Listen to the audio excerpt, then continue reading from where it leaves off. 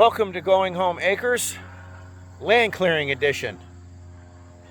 So today I'm not working on Sarah's house because I ran out of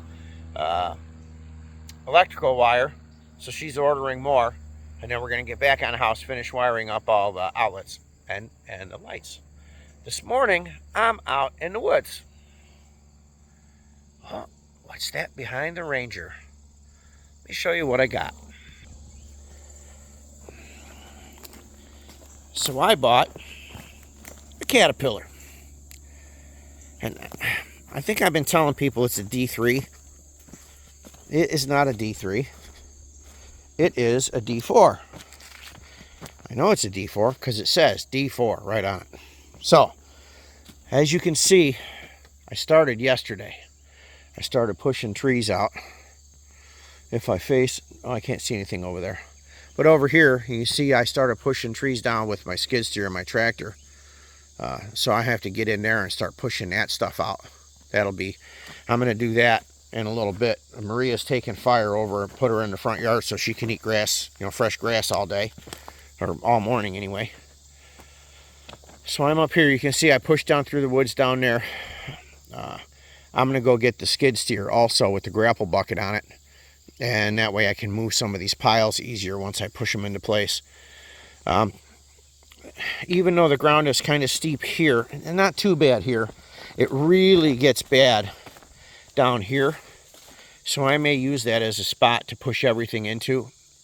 I'm not really comfortable driving the bulldozer down that yet, considering I literally have 1 day experience on this machine. So I'm going to get to work and might be able to get a little bit of dozing footage on the camera if I can do it safely. But this is an old machine. It's from 1963, so you can see the only hydraulics are for the blade. That's it. Otherwise everything's manual. Manual clutch, manual steering, and it has a pony motor. So I don't know how long it's going to take me to get it started this morning. It's a process, that's for sure. All right, before I get started today, I wanted to take a little video because I made it 1 day. Not even 1 day. I think I pushed trees for about an hour and a half with this thing yesterday. You can see I got trees pushed down here where I'm trying to clear so I can plant grass. And this morning I came over to start it and it wouldn't start.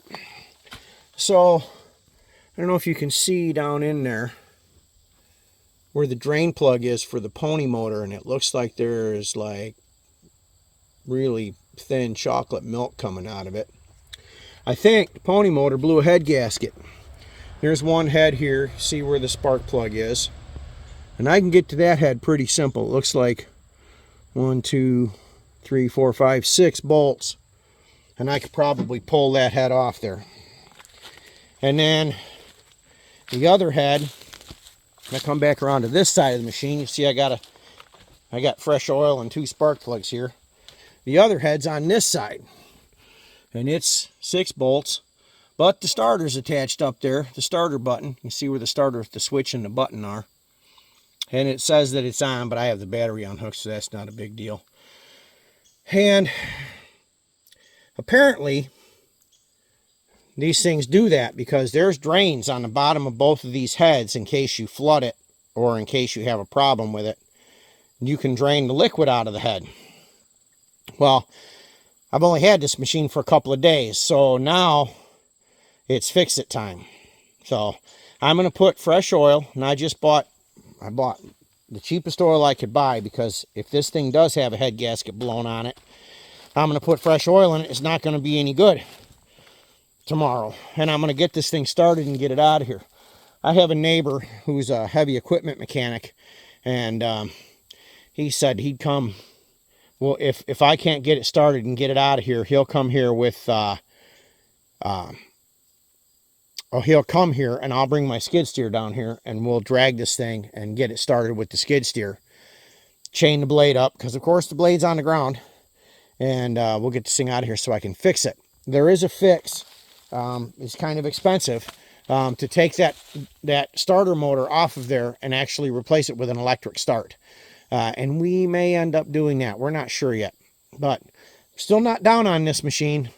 It's a good machine, and I'm going to get a lot of work done with it. But, you know, when you buy equipment, especially heavy equipment, there is a chance that you're just going to work on it, you know? And that's what I'm doing. I'm not going to get excited. I'm going to try and fix it, and we'll see. So if I get it running, I'll film it running before I drive it up out of here. If I do get it running, I'm going to push some trees with it today before I go shut it off, so I can at least get some stuff done. So, all right, so that's today's update, and we'll see how it goes to see if I have to drag this thing out of here with the skid steer or not. And you can't really tell how steep it is from where we're standing. But the other mistake I made is I parked it on an angle, and I'm not wondering if I should have had it parked level. So this may be purely operator error. Not sure yet. Like I said, just bought it. I've never operated a bulldozer this old, and there's going to be a learning curve on it for sure. So, but that's what I got going on today. Okay, so this is not exactly a bulldozer video. It is a land clearing video. Trying to work out some of my frustrations because the dozer is dead. So I got to get down there when I got a little time and take it apart. But in the meantime, I got the skid steer out with the tree puller on it. And this is the pile I made. I'll put the grapple bucket on it tomorrow, and I'll move this pile out of the way. And then I think what I'm going to do is bring my tractor down here with the brush hog on it, and run through here with the brush hog and cut down all this little stuff that I can cut down with that. And then I'll start pulling trees again with the skid steer. And then hopefully Maria will take fire and put her over in the yard so she can eat fresh grass. And then I'll come in here with the brush hog and cut all this grass that's up close to her. Cut all these weeds that's getting close to her pen. And then I'll come in here with the tree puller and the skid steer and pull all these out. I was hoping to doze this, and I probably would have got it done pretty quick, except for something's broken in the starter mechanism on the dozer. At least that's what we think it is, what we hope it is. So we'll try and follow along on that when I start disassembling it. I'll try and set up a camera so you guys can learn right along with me, because I'm not a heavy equipment mechanic, and this will be a steep learning curve for me. But you can't really see down there through the woods if you look real careful. Right about there is my D4 broken that down the hill. We couldn't get it out of here today. We don't have anything heavy enough to drag it out, and it seems there's something stuck in the drivetrain, and we think it's the starter mechanism that's jammed and will not let the tracks roll. Even in neutral, I can't get it to roll. So back up here at the top of the hill, and as you can see, I got quite a lot of trees, small trees and brush to clear so we can turn this into pasture.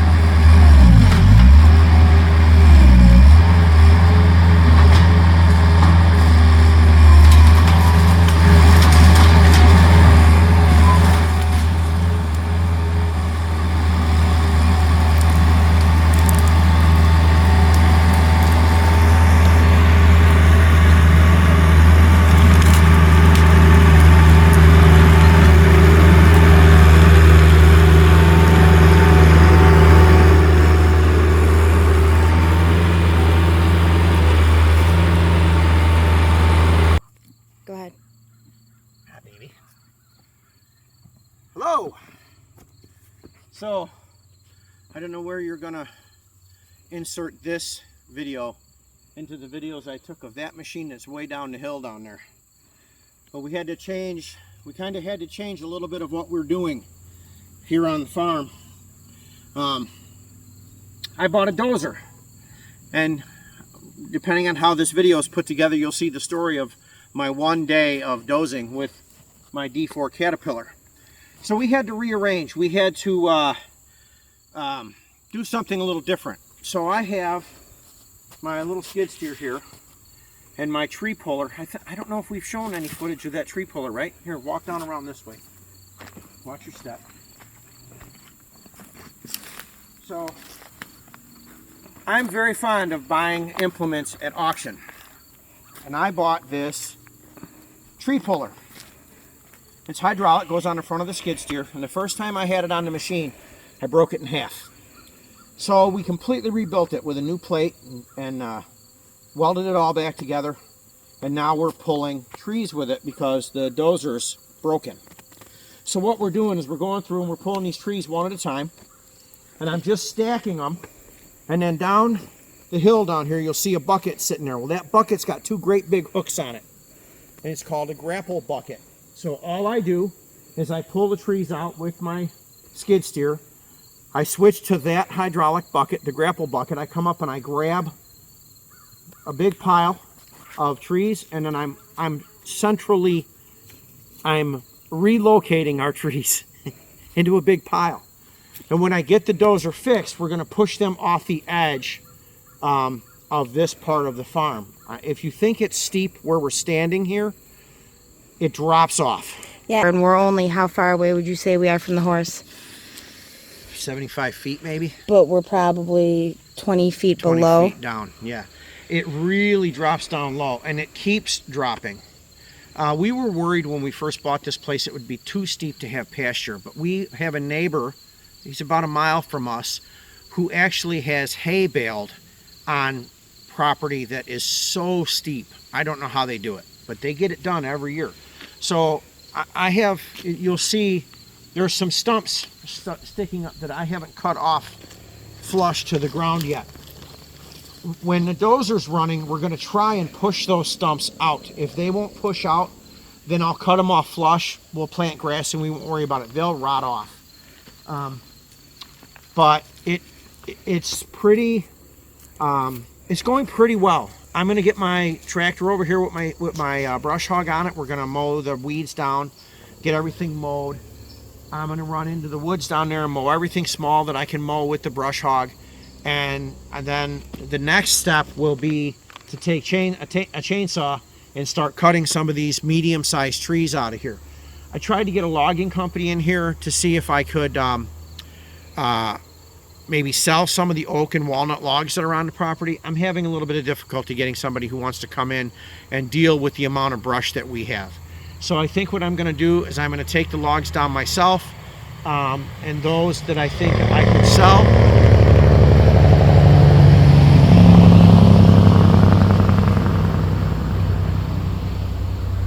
they're hauling hay.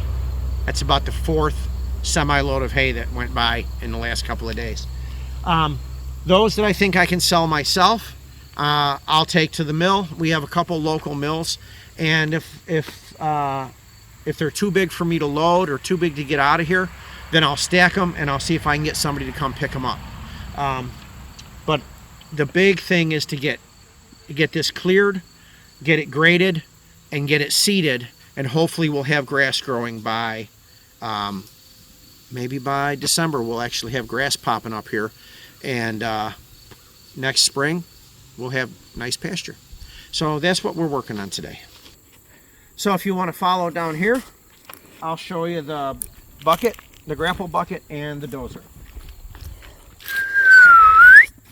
Where'd you go, Raggy?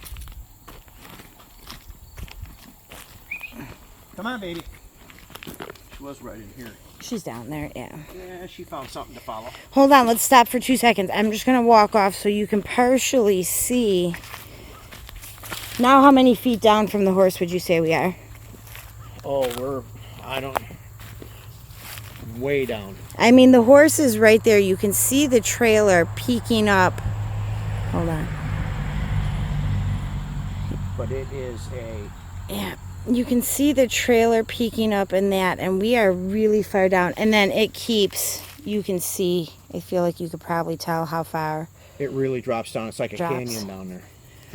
That is too dangerous. We're probably not going to clear that. I may push in as far as I can with the dozer and then leave it. But it looks like it flattens down there. Well, there's a road down along our fence line is down there.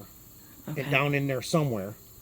I just don't know how much I'm going to be able to clear. I'll leave part of it, and it'll be nice to have cover. So then when we do have cattle, goats, if the pigs end up getting pastured down here, the horse, whatever ends up down here pastured, can go in there and get out of the elements. It'd be kind of a wind break and a little bit of a rain break, if that's even a word. But you can see what I'm dealing with here. See the little cedar tree that's grown up in these trees? This is the whole property.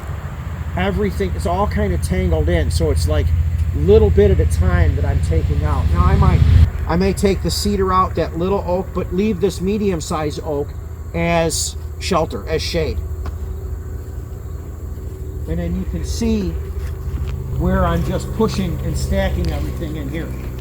On the other side of this big brush pile, it drops straight down. So I may push with the dozer. You would think we lived on a state highway or something. And right now you can see, if you look at the ground, we need rain. And unfortunately, the way Missouri is, it's going to go from dry to flooding and wash a lot of this dirt down. But we need rain. And we may get some because of that hurricane in Louisiana. This was another